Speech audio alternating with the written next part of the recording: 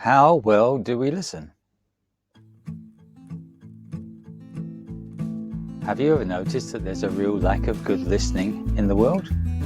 Studies have found that people are distracted or preoccupied up to 75% of the time when listening. I remember when I was a teenager, my mother shouting up the stairs, but I had my music up so loud I couldn't hear her and I didn't want to listen anyway. She'd shout out, "Have you got cloth ears or something?" At the time I thought this was a great injustice and lack of respect. But when my children got to their teenage years, I too found myself, like my mum, trying to get through to them. I wonder if God feels the same about us. What is it that prevents us hearing others? Well, distraction is a big thing. There's so much noise and hustle and bustle in our lives. Cars and traffic, rushing for work, getting the children to school. Our lives can be so busy it's difficult to find time or even care what others are saying.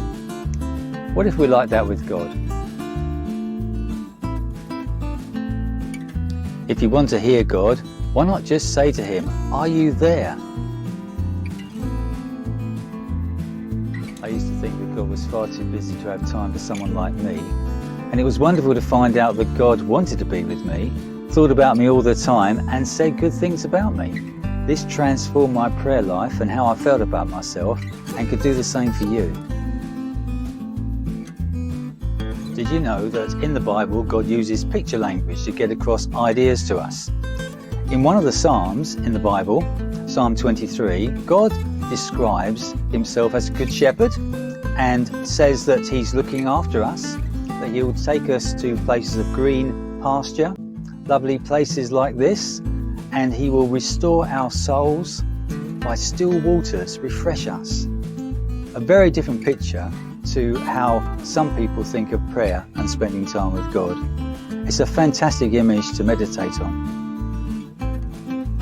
To finish, here's a few points about listening to God. Firstly, prayer can be enjoyable. Spending time with God can be very fulfilling. He wants us to be excited when we come to him, to take pleasure in him. So find a quiet place to reflect and tell him about your day. The next point is the Bible. This is an important way to test what we're hearing is from God.